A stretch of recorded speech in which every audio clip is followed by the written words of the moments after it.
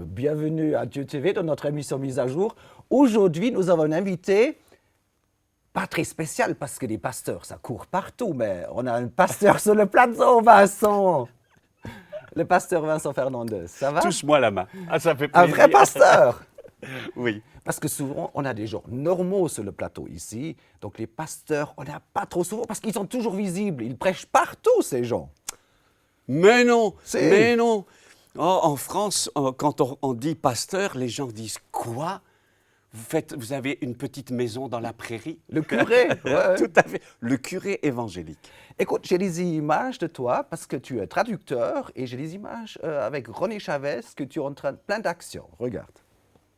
Abrirá el deseo de saber más. Simplement, ça va provoquer peut-être le désir d'en connaître davantage. El nombre del libro Et le titre du livre, es Guerra de Dioses. c'est Guerre des dieux, Dos puntos, combat des dieux. 2 points, guerra de adoradores. combat d'adorateurs ou guerre d'adorateurs. Estoy totalmente convencido Et je suis absolument convaincu que va a comenzar cambios muy profundos en las ciudades. qu'il y a des changements profonds qui vont commencer dans cette ville. En la medida que los intercesores van entendiendo acerca de batalla espiritual Dans la mesure où les intercesseurs comprennent la notion du combat y spirituel van orando con entendimiento, et vont prier avec intelligence. poderes satánicos van a ir cayendo Et les puissances sataniques vont tomber, y déchoir. las ciudades se van a abrir al evangelio. Et les villes vont s'ouvrir à l'évangile.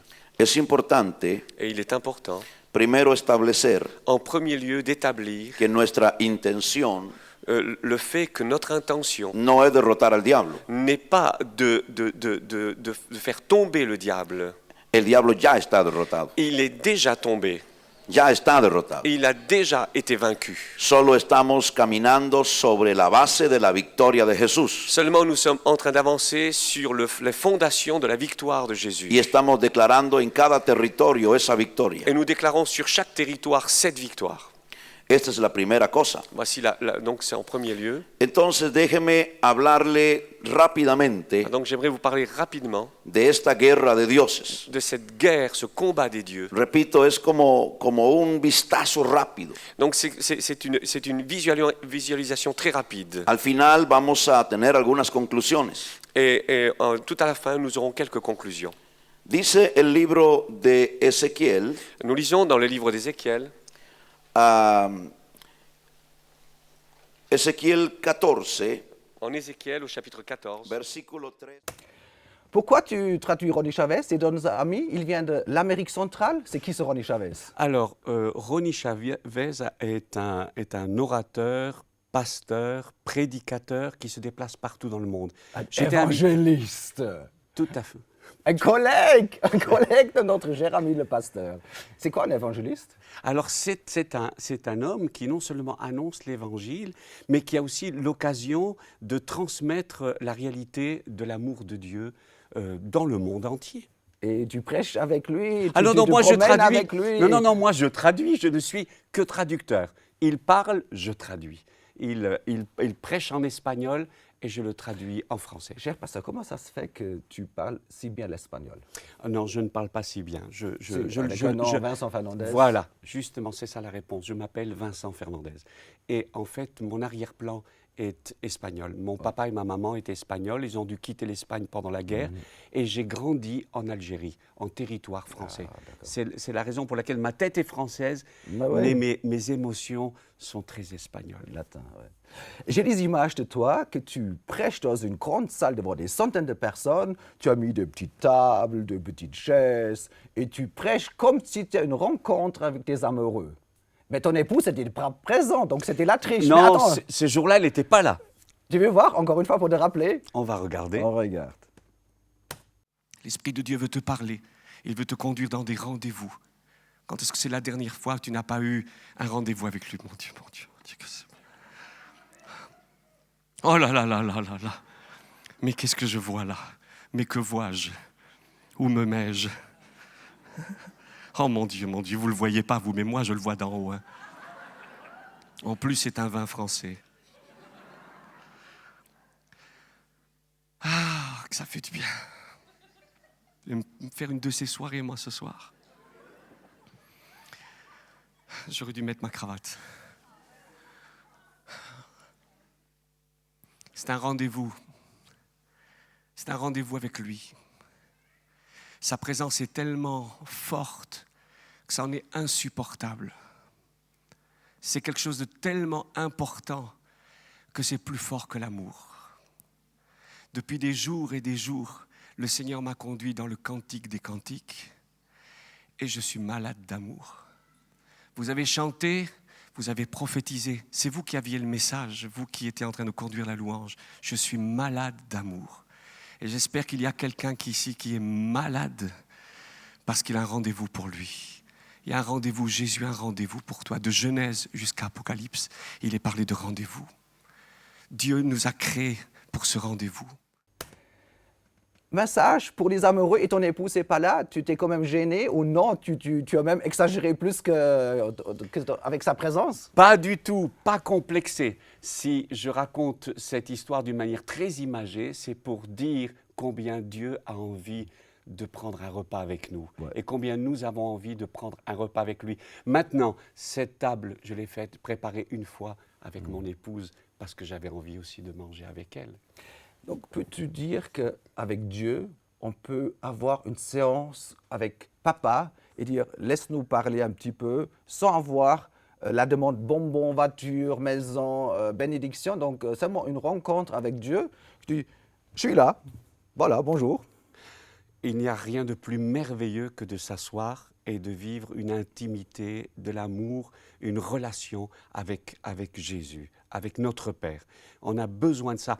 Bien sûr, on peut lui demander, mais le Seigneur a tellement envie qu'on ait cette relation d'amitié, qu'on vit souvent autour d'une table avec des gens qu'on aime. Mais toi, tu es un professionnel de la prêche, de l'Église et de la religion et du christianisme. Oh, quelle horreur! C'est vraiment quelque chose que toi-même, Vincent, tu arrives à t'arrêter et tu dis, maintenant, je suis avec Dieu, j'ai un moment tranquille avec lui.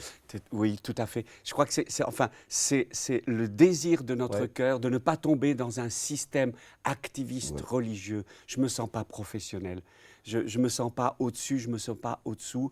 Je me sens comme quelqu'un qui a reçu quelque chose de la part de Dieu que j'ai à transmettre, comme j'ai à recevoir de tous, de mes frères et sœurs, ce qu'ils ont reçu de la part de Dieu. Et dans cet échange, ça nous invite à vivre cette intimité. Oui, je crois que c'est peut-être l'élément le plus fondamental. Au-delà de tout ce qu'on fait pour lui, c'est d'apprendre, tu vas dans la forêt justement, c'est être avec lui. Ça peut être me retirer, mais j'ai découvert aussi qu'en pleine action, en pleine activité, on peut apprendre aussi à se retirer à l'intérieur. Même au sein de la tempête. Tu habites où? À Paris? Non, tu habites proche des Allemands, là. J'habite en Lorraine, dans un endroit magnifique, entouré dans une maison entourée d'une belle forêt. Et tu vas dans la forêt et tu dis, Seigneur, je suis là, allô? Oui, dans la forêt, dans mon lit, quand je suis avec mon épouse, quand je suis dans les activités, quand je suis avec mes moutons, avec mes poules. J'ai des moutons? J'ai des moutons. Des vrais, je veux dire. Des à moutons l'église, à 4 pattes. Tu as deux sortes de moutons. À l'église, tu as Ah aussi... oui, ceux-là, c'est à 2 pattes. Mais... oui. Écoute, avec tes connaissances de l'espagnol, tu rencontres aussi Ronnie Chavez dans son pays, au Costa Rica, c'est vrai? Non, en réalité, Ronnie Chavez, je le rencontre simplement pour le traduire. Mais il y a aussi de nombreux événements, de nombreuses activités spirituelles qui ont lieu en Amérique centrale. Tu vas où? Dans quel pays? Alors, j'ai été Honduras et spécialement le Mexique. Le Mexique. J'ai quelques images de l'Amérique du Sud et au Brésil, et allô, ça déménage, hein, il faut se tenir, regarde. Vamos tomar posse da nossa herança. Aquilo que dia Adão sujeitou ao pecado. O último Adão, Jesus, já libertou, já pagou o preço. Esta terra pertence ao Senhor Jesus, foi resgatada pelo seu sangue e nos é dada como herança. Estenda bem alto as suas mãos e você vai aplaudir com brados de vitória. Vitória! Com brados de vitória! Como um poderoso exército de filhos do homem, de filhos de Deus. Aleluia! Toda a criação aguarda pela sua manifestação, igreja. Toda a terra aguarda pela sua manifestação, igreja. Oh! Ok, ça c'est au Brésil, tu vois, des milliers de personnes qui louent le Seigneur. Tu connais ça au Brésil, au Mexique? Oui, tout à fait. Et il y a un mouvement extraordinaire qui s'est développé, on va dire, ces 15-20 dernières années. Une visitation de Dieu qui est en train de se développer. Visitation de Dieu, ou peut-on dire, excuse que je t'interromps, visitation du Saint-Esprit? Parce que pour nous, souvent les évangéliques, visitation de Dieu, c'est très gentil, Dieu, il s'occupe. Mais visitation du Saint-Esprit, on est déjà plus précis. Que penses-tu?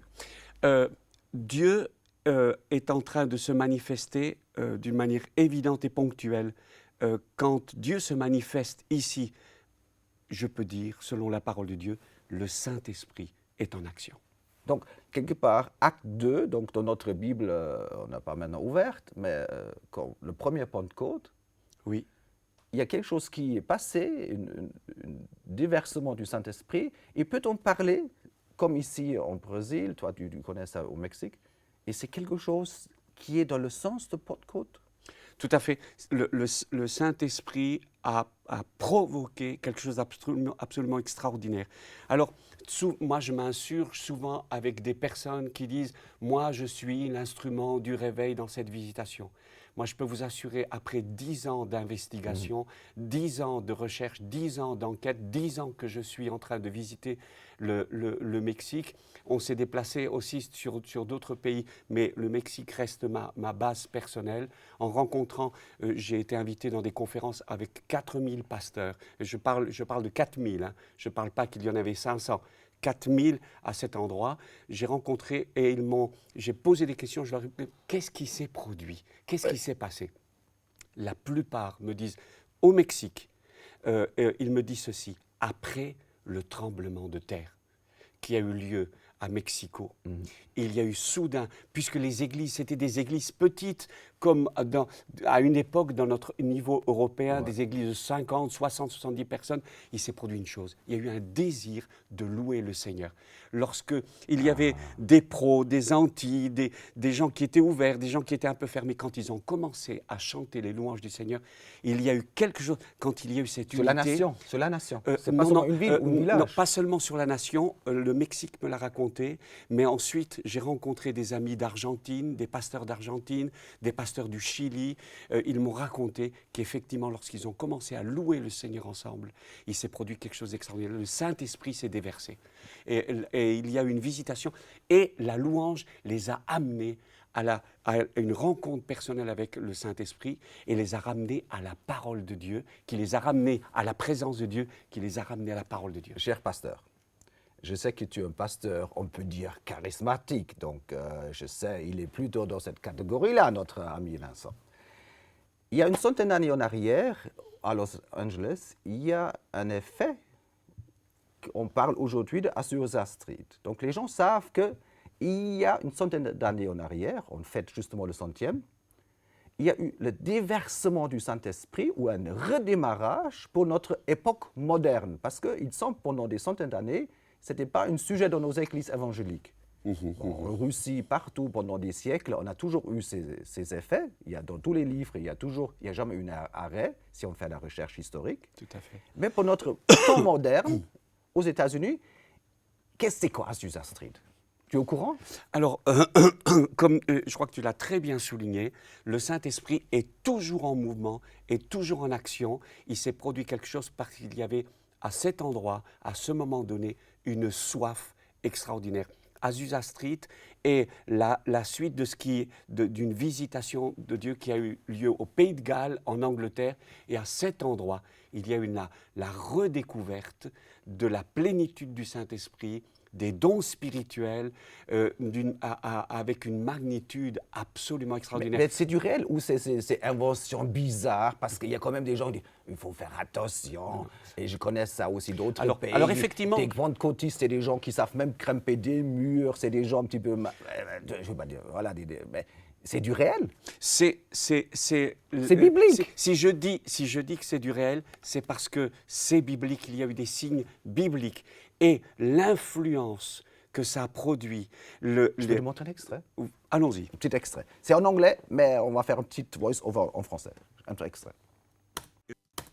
Que penses-tu? Donc tu dis que cette vague, elle est venue aussi en Europe? Cette vague s'est déplacée dans le monde entier. Arrête. Le Saint-Esprit a été Yonggi-Cho, la toujours en Corée du action. Sud, ça fait tout partie. C'est les mêmes gens. Dieu se manifeste, peut-être les formes, peut-être les manières, peut-être les styles, mais le Saint-Esprit a continué à répandre le nom de Jésus et que la parole de Dieu soit prise au sérieux. L'influence de cette visitation de Dieu a amené des créations d'écoles, des universités chrétiennes, des hôpitaux, l'annonce de l'Évangile, l'exercice de la compassion.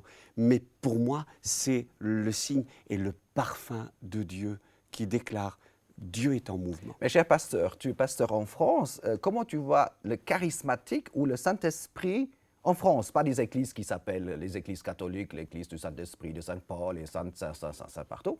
Mais le Saint-Esprit en France, comment tu vois le renouveau? Il est où ce mouvement charismatique en France? Dieu, enfin, son action, c'est comme de l'eau. Ouais. Il veut se répandre partout. Dès qu'il rencontre un endroit, quelqu'un, un groupe de personnes qui a soif de le voir à l'œuvre, le Saint-Esprit va s'introduire. J'ai le privilège, la joie et le plaisir de visiter de nombreuses églises, de nombreuses dénominations. Et ça bouge en France, cher pasteur? Ça bouge en France. Tu connais des charismatiques catholiques? Et des gens... Tu veux un extrait? Les images? Je te laisse. Des charismatiques catholiques en France. C'est un plaisir. Regardez, c'est 2 ans ces images. Que nos vies l'adorent, que l'Église l'adore, que nos cœurs l'adorent, que l'Église l'adore, que les anges s'inclinent. Voilà, il vient le roi.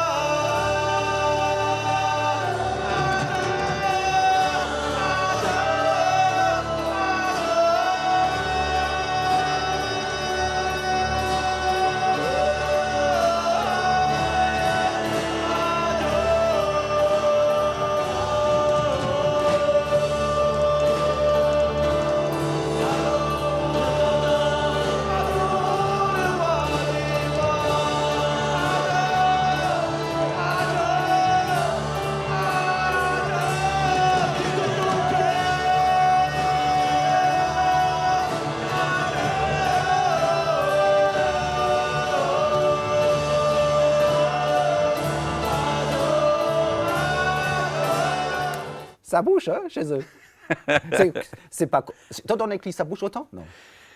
Je souhaiterais que ça bouge plus. Si il y a une véritable expérience avec la personne du Saint-Esprit, ça va nous amener à une véritable soumission à toute la parole de Dieu. Je crois que c'est la préoccupation et je crois que c'est le défi que Dieu est en train de nous lancer à nous Français et à toute la francophonie.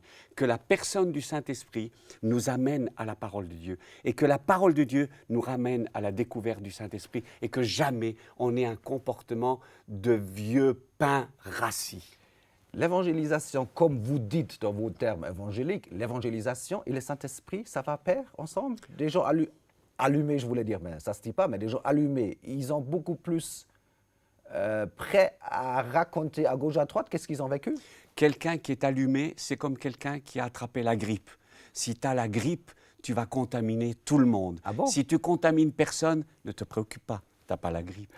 Quand on a découvert la présence de Dieu, on contamine, on touche, on rend malade, dans le bon sens du terme. Ouais. On rend malade tout le monde. Cher pasteur, cher Vincent, c'est un plaisir de discuter avec toi, de partager un petit peu. Tu es le bienvenu de revenir. Mais peut-être je vais une fois dans ton église et de montrer un petit peu des activités de Dieu TV. Que penses-tu de Dieu TV? J'apprécie beaucoup. C'est une occasion de ressourcement, c'est une occasion d'enseignement, c'est une occasion aussi de se connecter avec ce que Dieu est en train de faire partout dans le monde. Ouais. Il faut qu'on travaille plus proche avec ton église locale un petit peu. Hein. Avec plaisir. J'ai un morceau de musique de Sylvain Frémont parce que c'est un ami, n'est-ce pas? C'est un ami précieux, C'est vrai? Précieux, mais bon. un super Ah ami. ouais? OK. À la prochaine, Vincent, et shalom. Nous célébrerons ta vaillance, nous chanterons tous tes exploits. En toi, Seigneur, nous nous confions, que ta puissance se déploie. La voix de l'Éternel fait jaillir les éclairs, la voix de l'Éternel fait trembler le désert. Louange et gloire à toi, ô Seigneur des Seigneurs, tu nous délivreras, tu es le grand vainqueur. Éternel notre roi, éternel notre roi. On va essayer tous ensemble. Dieu dans sa gloire, Dieu dans sa gloire est puissant. Sa voix retentit sur les eaux, sa voix puissante fait bondir les montagnes.